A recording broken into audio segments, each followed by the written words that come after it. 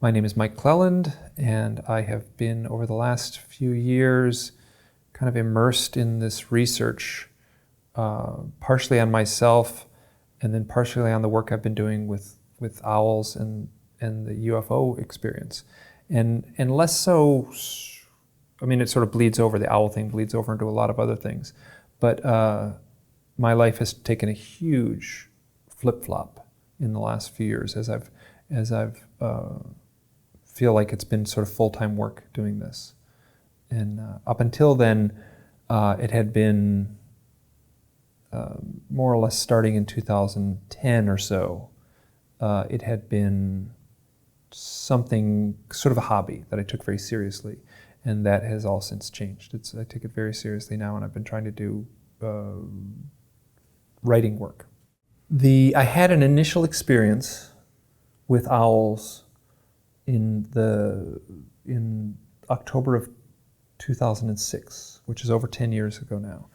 And I was camping near my home. I was at the time living in rural Idaho, right near Grand Teton National Park. And I would go in and I would go camp for one night. It was something I did all the time. And I would invite folks to come with me every once in a while. So I met this woman, and she had been living in the area but had never really camped there. And I said, we should go camping. So we went into the mountains, and we went camping for one night. We didn't take a shelter. The weather was forecast to be lovely, and just sleeping out under the stars is magical. So we hiked in the afternoon, and there came a point when I was making dinner on a little camp stove on this rock, and I recognized this moment where this was a stranger. This was a complete stranger, someone I hardly knew at all. And I recognized in this moment we were having this conversation about spirituality, and I was like, I'm impressed. I did not expect this. There's a depth to this person I didn't expect. And at that moment, an owl flew over. And then another owl. And then a third owl. And as the sun set, we watched these owls fly around us. They landed on the ground near us. They landed on branches near us. And it was really powerful. When we lay down on our backs under the stars at that point, for it lasted like 2 hours. We lay down on our backs, and these owls would like fly right over our faces and blot out the stars for just half a second. Really powerful experience. And so that happened, and afterwards we hiked out of the mountains the next morning. It's like, that was really cool about those owls, really neat. Wow, I never had anything like that. We went camping 4 days later. I kind of suggested, listen, I do this all the time. If I do it again, I'll call you. So I did, and she came along, and her name is Kristen, and I had almost the same experience. We watched the sunset from this hilltop, and this owl landed on a branch. And then another one landed on the ground right close to us. And they were so close. And it was so, like, it was almost like the first time they were off in the trees and they would swoop above us. And this time it was like they were right there. They were like right there standing at our feet. And to have it happen once was pretty cool. But to have it happen twice was just like, kind of freaked me out. And something I did not say at the time, and I'm saying now, is when this was happening, there was this like reverberating knowing in my mind, and it was just this voice that said, this has something to do with the UFOs. And it was loud and clear, and now leading up to this, I had been like, you'd get the kettle, when it's boiling, all of a sudden the lid kind of goes click, click, click, click, click, click, click, click. That felt like my life. And I knew there was going to be a point when I was going to have to lift that lid off. And because I had had a bunch of experiences as a one very powerful experience as a young man, and then several experiences as a boy that had to do with like UFO contact. And it was the stuff that probably people have heard, the same kind of stories over and over and over again. And I was reading UFO literature at the time, and I recognized the implication of these stories, and I managed to deny everything. I was like, no way, didn't happen to me, not going there. And after seeing those owls, it was like someone turned the heat up on that boiling water, and then the lid really started to jangle, and that was the point I started to look into my own experiences. And I started to reach out to researchers and talk to other people. It was actually sort of the dawn, it's not that long ago, but it was really sort of the dawn of when you could just kind of get a hold of someone through email. Up until then, email and the internet had been, it was happening, but that was when it just felt really normal to just get a hold of someone through so my entire awakening in a way sort of coincides with the digital age and the internet age. But the questions that I would ask people, one of them, because when that thing happened with Kristen and I, it was it like kind of flipped me out, and I realized I must have for a couple of years been I was so lost and obsessed, and I was getting these powerful synchronicities. Just like that all had something to do with either owls or UFOs, and they were coming so fast and so furious that it really unsettled me. So there was a chapter of my life between about 2006 and 2011 or so where I was dealing with this stuff very poorly and very shook up. And and I started an online blog in 2009. And in retrospect, I look back and what was I thinking? Why did I do that? And I just was almost as like a sociological experiment. I wanted to explore these memories that were coming up. And I had a lot of synchronicities, and you can write a nice little story about a synchronicity, and it's a good, perfect blog post, right? It's short and a couple paragraphs long. It's got a little punchline. And one of the initial stories I wrote, I think it was the very first day I put on the blog, I put 3 stories. One of them was the account with Kristen and those owls. And then I even wrote right in it, I said, there was a point when she was talking about something spiritual, and I recognized there was a power to that. And I was like, could not remember what she was saying. So I got a hold of her, I called her up. She had since moved out of town. I hadn't seen her in years, but we kept in touch. And I said, listen, what were you talking about the first night when we saw the first owl, and that first owl appeared? You were saying something, and I can't remember what it was. And she said, oh, I remember exactly what I was saying. I was giving my deepest, most heartfelt definition of what God meant to me. And when she said that, this kind of magical thing that had happened, just like the bottom fell out. I was like, oh my God, that adds a depth to this account that I never expected. So, and I'm not this is not in a churchy way, but just in the intensity of the conversation and the life change that took place at that point. So since that point, everyone I talked to, and I've been kind of I don't want to say pushy, that's the wrong word, but I've been obsessed, and I've been saying to people who've had these types of experiences, have you ever had any odd experiences with owls? And the people who've had UFO experiences, and it is certainly not 100%, but it's enough that there's a very clear pattern that people will say, that's funny you should ask, because no one's ever asked that before.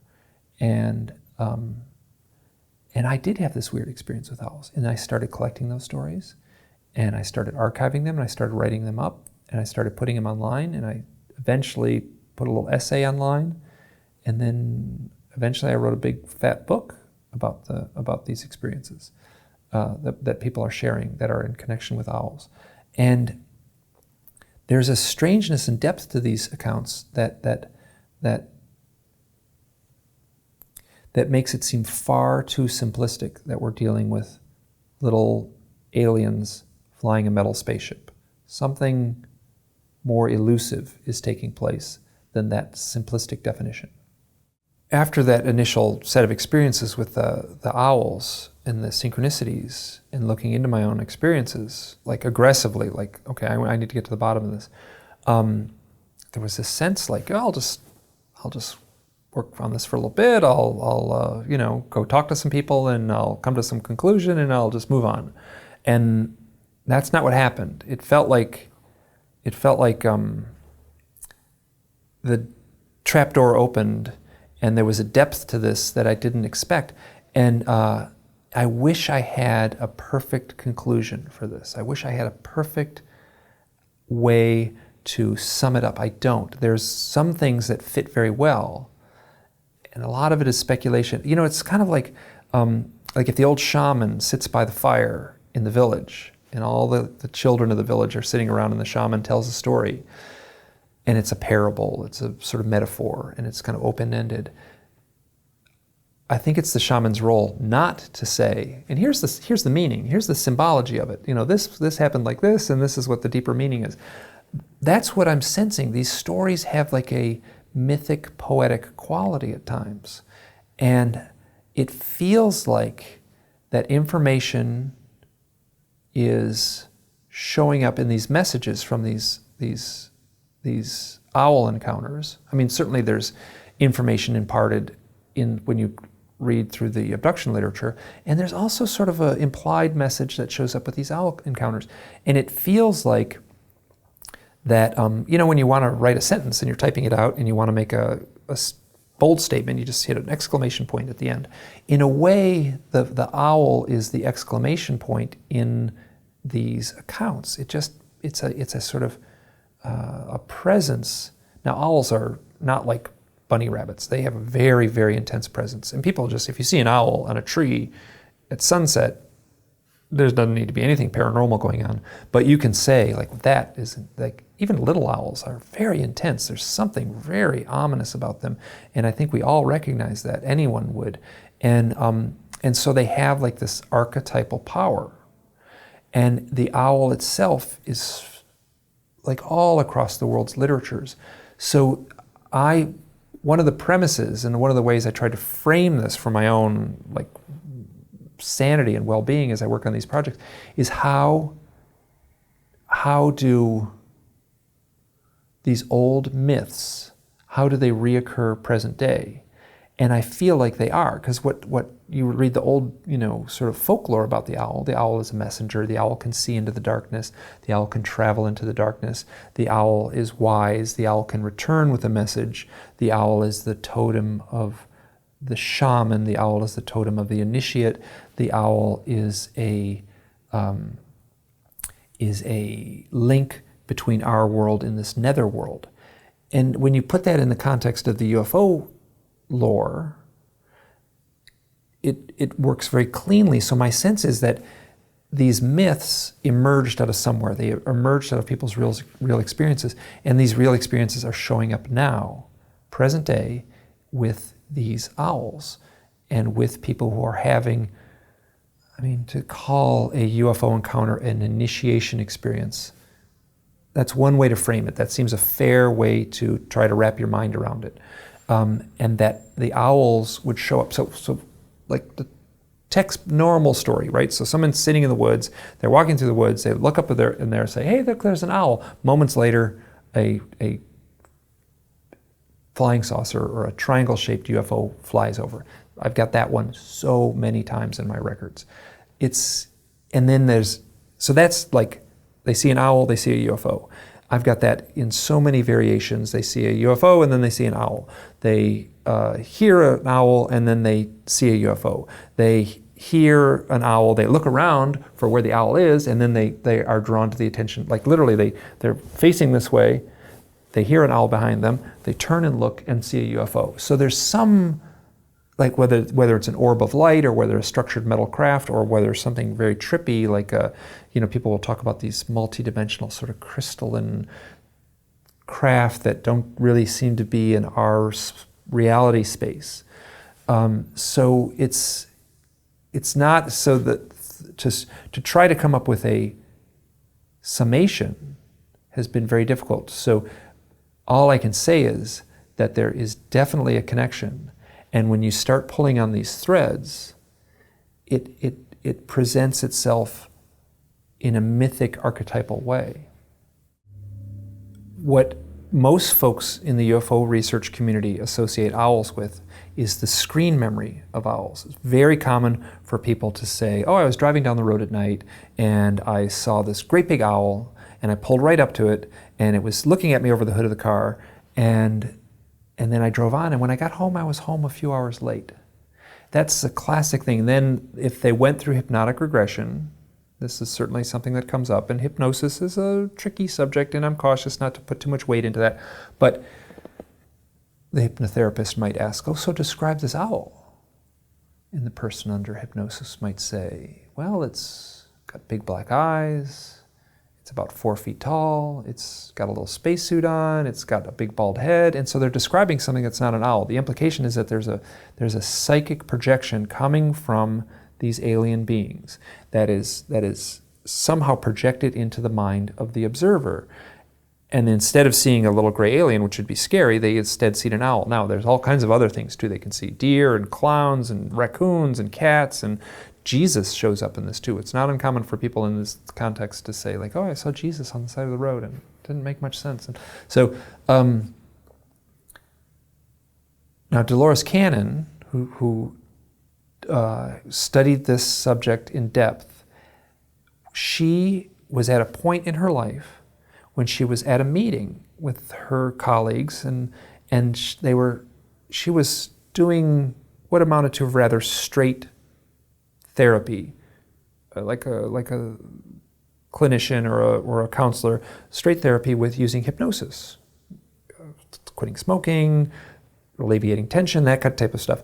Now, she had a meeting with some of her colleagues, and she said, like, what's happening? I'm getting this UFO stuff, and I'm not sure whether to go into depth with this. I got to make a decision. Do I follow this path and see where it leads? And that night she was driving home. So the night she had to make the decision about the UFO stuff, she was driving home, and there was an owl on the road in front of her.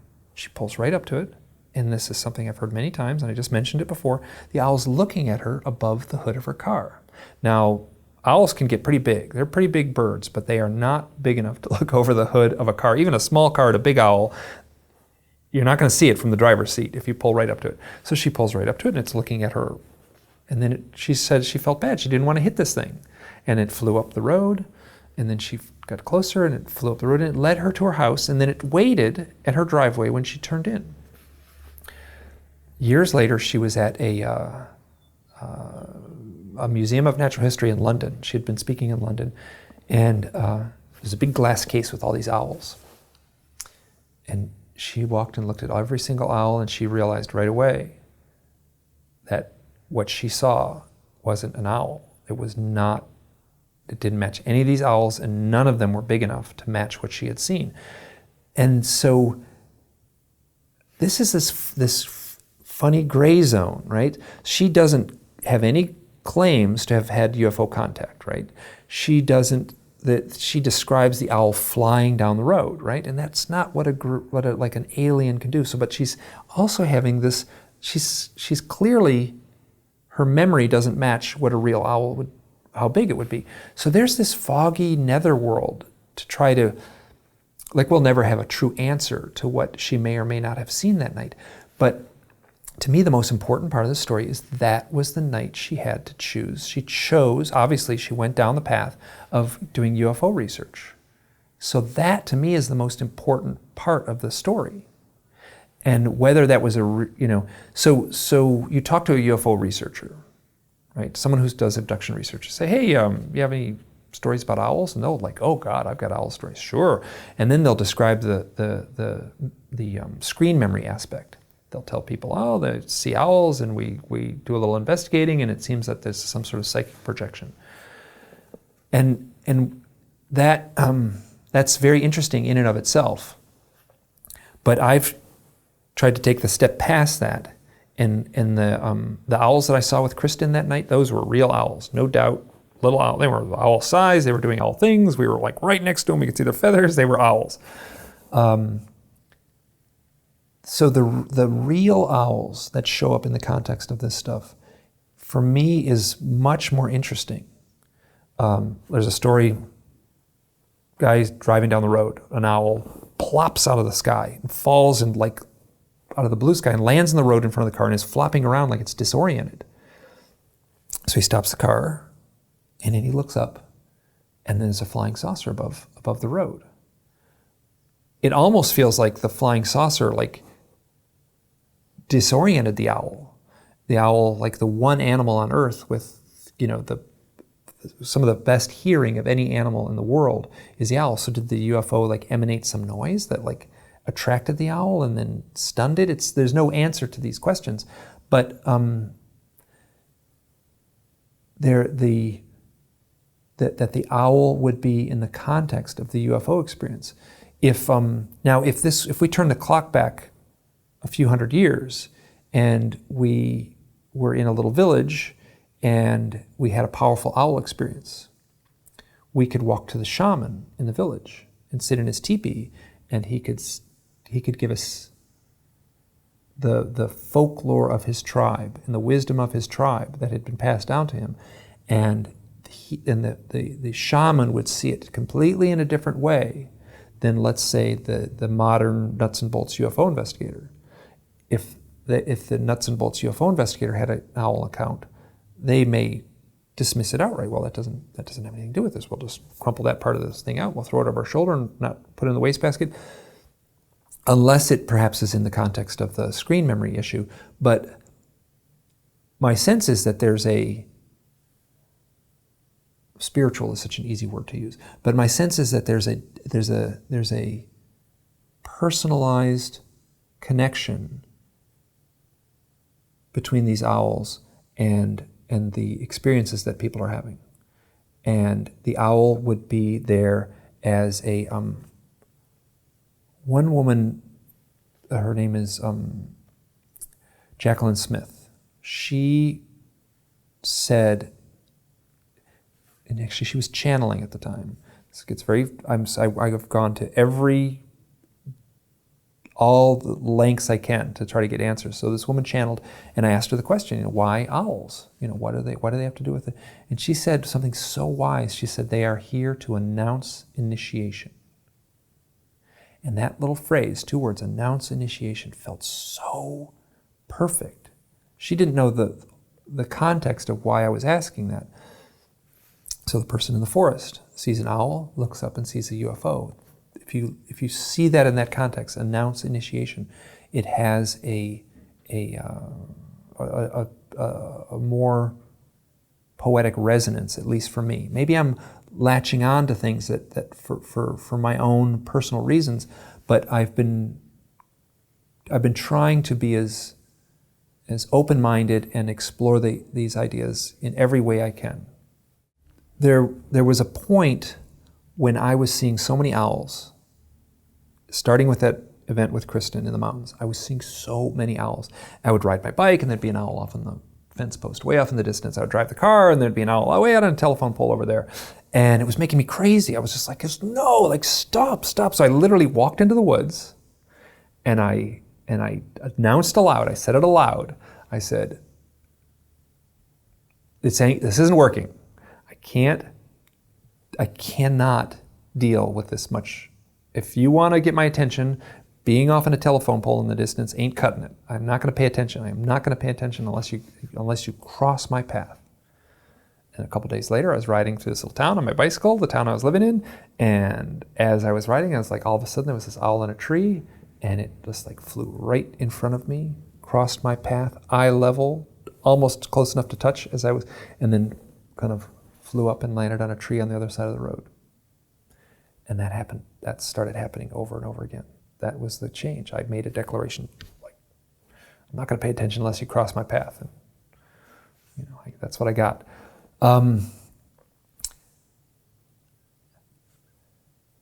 There's a fellow named Ben, and I've become pretty good friends with him. We share a lot in common, just the work we do, and we talk on the phone and we text and stuff a lot. But he had a wonderful story, and he was driving with his kids, and there was a birthday party, and I think it was a roller skating party. They all went roller skating, and so they were coming home and he was the father. They were in the minivan, and it was nighttime, and they're driving home, and the kids are all like, "Tell us a story, tell us a story." And he's like, and he had all these stories that seemed to imply UFO contact, including a missing time event, and he had not shared any of it. He had been silent with this, and so he kind of said, "Okay, I'll tell some stories," and he told these stories, and And he said he was a little playful with them and treated him as a campfire story, and so not to scare him. And he told one after another, and the kids were like listening, and then there came a point when he told the missing time story. He'd never shared it with his kids. And there's a car full of kids. He just felt like now's the time. And as soon as he finished telling the story, an owl flew over the top of the car and flew out above the car. And everyone in the car saw it.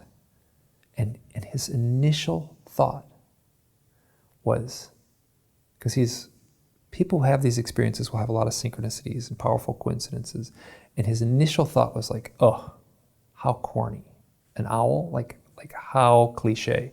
And right at that moment, he thought to himself, why couldn't it have been a bear? And then this big black thing runs across the road. And the boy in the front seat goes, look, a bear. It turned out to be a dog.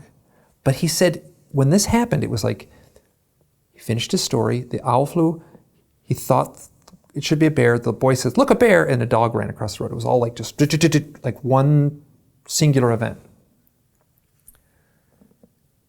He has another story. Later, he had gone for a hike for the day with his kids. And they were walking down the path through the woods, and there was an owl. And the kids would walk along, and the owl would fly along and then be on the path, and then they would pass the owl again, and the owl would fly along and watch him pass. So the kids loved it. His kids loved it, and he was kind of like, this is eerie. This is kind of weird. This is kind of freaking me out a little bit. But the kids loved it, and then later that night, he says, okay, pick a book to read. So the kids picked this book called Say Boo. And it's a children's story with pictures, and it's about a ghost, a friendly ghost, and Halloween's coming, and the ghost can no longer say the word boo. So he tries to scare the cow. And instead of saying boo, he says moo. And then he tries to scare the owl. And instead of saying boo, he says hoo. So, and as he's reading it, there's a point in the book when Ben, the ghost's name is Ben.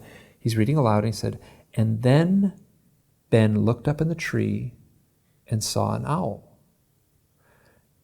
And at that moment, the dog downstairs starts barking. So he runs downstairs, he opens up the door, and he looks out in the yard, and the dog's barking, and he's like, there's nothing out here. And he's drawn to look upward, and it's an owl. And he feels it was the same owl that he had seen earlier that day, following on the path. He looks up, and there's an owl on the branch. And he realizes the last words he spoke where Ben looked up and saw an owl in the tree.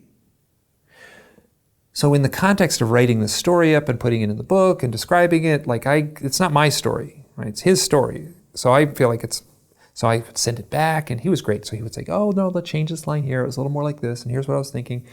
And then we're going back and forth, and he said, you know what? These are the same stories. This is when driving home with the kids in the minivan, I was struggling to find my voice. And the story of Ben the ghost is a story of this ghost struggling to find his voice. And so here's a UFO set of accounts with no UFOs, right? So here's an experiencer who's had these experiences in his life, but there's no UFOs. Instead, there's this powerful, symbolic owl showing up at precisely the moment that would punctuate the sentence, punctuate the story with a much deeper meaning. So for me, this is a personal journey for me. This is not, when I do this research, I'm doing it for completely selfish reasons. It is for me, because I needed help and to understand this stuff. And I recognize that I'm not a objective researcher. I am completely subjective. I am selfish that I want to come to a place of peace with this. And there's a quote from Carlos Castaneda, and I should be able to do it. Any path is only a path, and there is no affront to oneself or to others in dropping that path, if that is what you see fit. Look at any path closely and deliberately, and ask yourself one question. Does this path have a heart? If it does, then the path is good. If it does not, it is of no use. I have a website, and it's hiddenexperience.blogspot.com, and there's a lot of my research has been archived there. And then the book is called The Messengers, and the subtitle is Owls, Synchronicity, and the UFO Abductee.